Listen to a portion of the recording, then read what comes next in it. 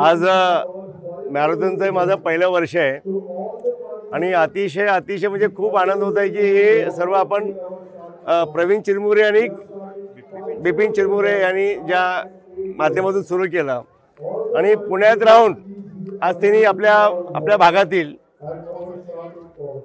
युवा तरुणांना एक व्यासपीठ निर्माण करून दिलं।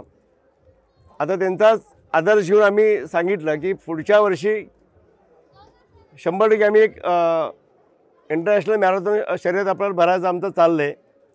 तर त्यावेळेला त्याचबरोबर दरवर्षी स्पर्धा आता अतिशय मोठ्या प्रमाणात होतील।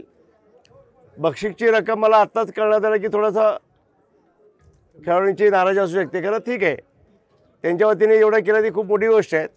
कारण भविष्यात त्याच्यामध्ये आम्ही सगळे सहकार्य करून सर्वत्र एकत्र येऊन चंदगड विधानसभा क्षेत्रातली सगळेच आपले खेळाडू आणि परत बाहेरचे पुढच्या वर्षी राज्यात नाही, देशभरात नाही, जगभरात ही स्पर्धा एवढी या लेवलला जाईल याची मी काळजी घेतली, आता चर्चा केली आणि भविष्यात मॅरेथॉनसाठी एक चांगलं व्यासपीठ चंदगडमधून गड किल्ले आमचे आहेत, रनरसाठी खूप चांगलं व्यासपीठ आहेत आणि व्यासपीठ तयार करून देणं हे आमचं आता कर्तव्य आहे। आणि ही माझं पहिलेच वर्ष सांगितलं ना की पुढे यांना कुठल्या गोष्टीची मी कमी पडू देणार, मी तुम्हाला शब्द देतो।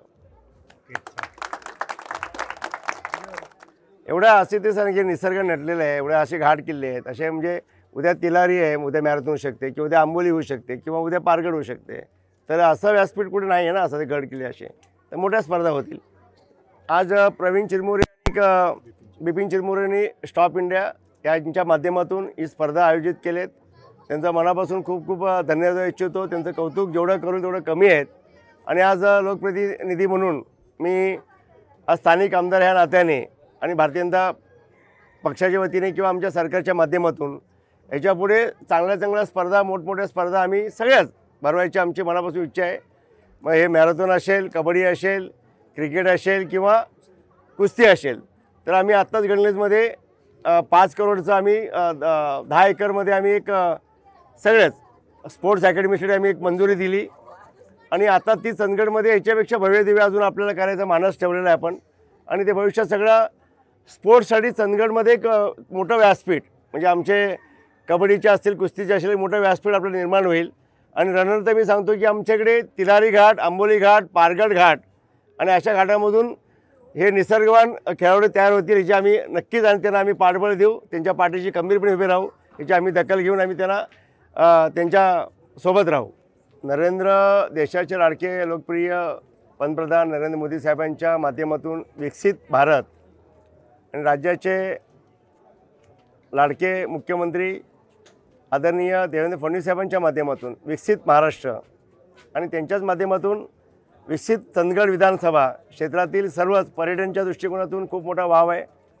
आपली सगळी कामं, विकासची कामं आपली सुरुवात झालेली आहेत आणि जर आपल्याला ह्या माध्यमातूनच आपल्याला एक स्पोर्ट्स अकॅडमी जेणेकरून आपले खेळाडू आज चंदगडचे देशामध्ये एक नंबरला आमचा एक सिद्धार्थ देसाई एक तुम्हाला उदाहरण द्यायला लागेल।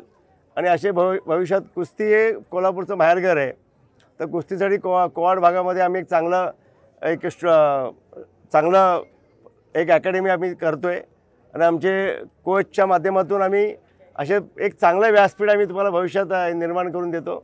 आणि एक पर्यटन, एक अकॅडमी आणि एक उद्योगधंदे आपल्याला बहुत चांगले होतील। आपल्या ह्या इथून एक शक्तिमार्ग, भक्तिमार्ग एक आपला एक निर्माण झाल्यानंतर आम्ही एक लॉजिस्टिक पार्कच्या माध्यमातून आम्ही काम सुरू आहेत आणि फक्त अजून असं चांगल्या हॉटेल इंडस्ट्रीसाठी आम्ही निमंत्रण देतो आहे आणि चांगले सर्व मनापासून चालू आहेत। आणि सातत्याने 6 महिने झाले आम्ही प्रत्येक भागातले गड किल्ले असतील किंवा घाट असतील, धरणं असतील, तलाव असतील, आम्ही आमचं काम सुरू केले। ते आपण बोलण्यापेक्षा आपण तुम्हाला पुढच्या मॅरेथॉनच्या अगोदर दिसण्यात येईल हे तुम्हाला हमी देतो।